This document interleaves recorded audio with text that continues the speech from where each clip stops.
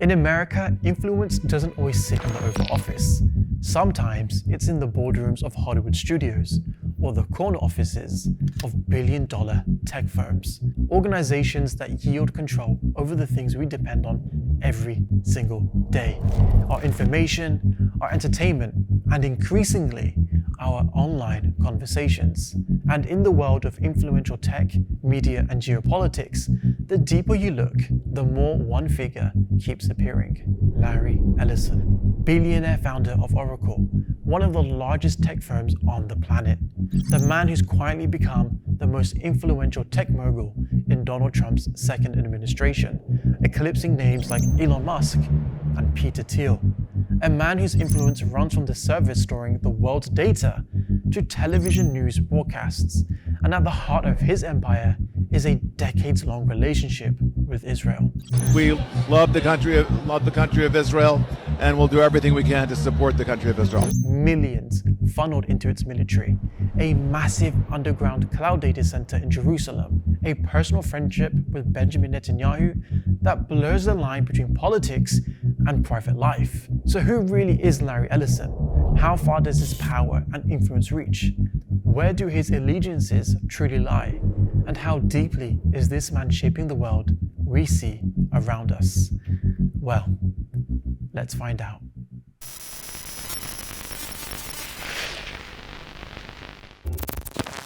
Larry Ellison's story begins with code. In the late 1970s, he worked on a project for the CIA, an ambitious mission to create a massive, centralized database. The codename for the project? Oracle. That name would stick. From that classified contract, Ellison built Oracle into a tech giant worth hundreds of billions of dollars, supplying software and cloud infrastructure to governments, corporations, and countless private institutions around the globe. But Oracle was never just another tech company.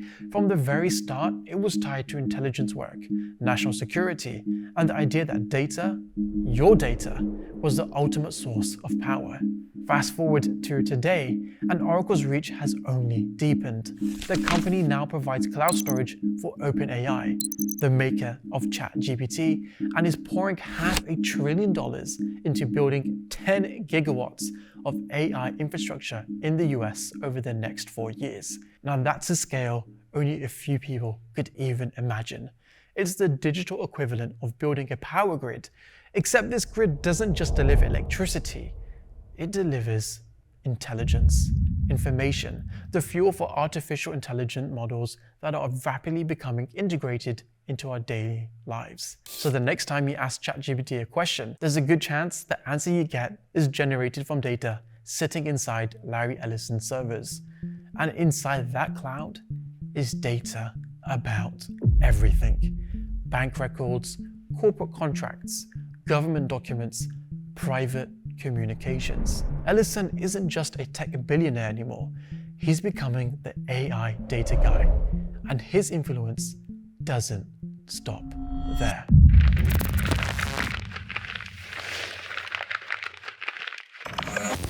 Enter Larry's son, David Ellison, the owner of Skydance Media, Hollywood's producer of blockbuster films like Transformers, Terminator, and the Mission Impossible series. In recent times, David pulled off one of the biggest deals in entertainment, a merger with Paramount Global, the media giant that owns CBS, one of America's largest television networks, along with film studios, streaming platforms, and a library of some of the most watched shows in the world. It's the kind of merger that shifts the entire cultural landscape. CBS isn't just a television network, it's an institution with decades of influence over American public opinion. And here's where the worlds of tech, politics, and entertainment start to blur. During the merger negotiations, David Ellison met with the Trump administration. Why? To make sure Skydance's $8.4 billion deal to take over Paramount and its flagship network, CBS, went ahead without trouble. But while these talks were happening, something mysterious occurred. Stephen Colbert's long-running late-night show, one of CBS's most politically outspoken programs, was suddenly cancelled from 2026. Before we start the show, I want to let you know something that I found out just last night.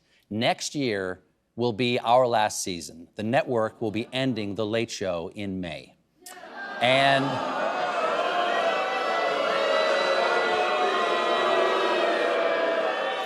the official reasons were quite vague. The timing raised serious suspicions. Just days earlier, Colbert had criticized the CBS network for paying Donald Trump a $16 million bribe. now, I believe this kind of complicated financial settlement with a sitting government official has a technical name in legal circles. It's big fat bribe. Because this all comes as Paramount's owners are trying to get the Trump administration to approve the sale of our network to a new owner, Skydance. Even Jon Stewart weighed in. Stephen has been canceled for purely financial reasons.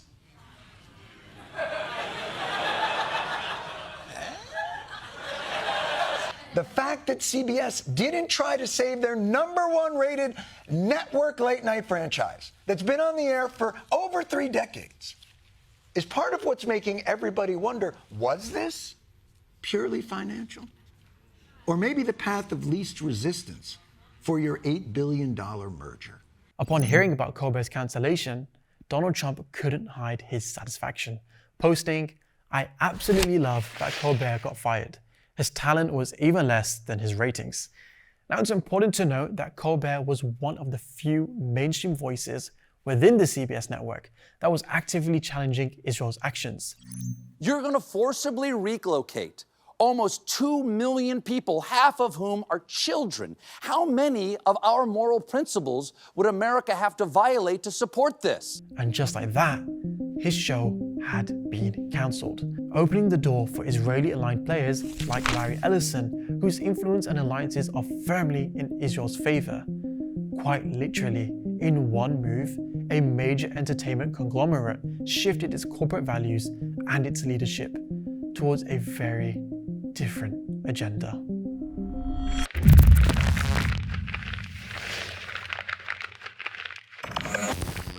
Ellison's influence doesn't just stretch across giant tech or TV studios, it reaches into the realm of foreign policy. His political alliances, his media empire, and his AI infrastructure put him in a position where shaping narrative isn't just possible, it's inevitable. Ellison sits at the intersection of information and interpretation.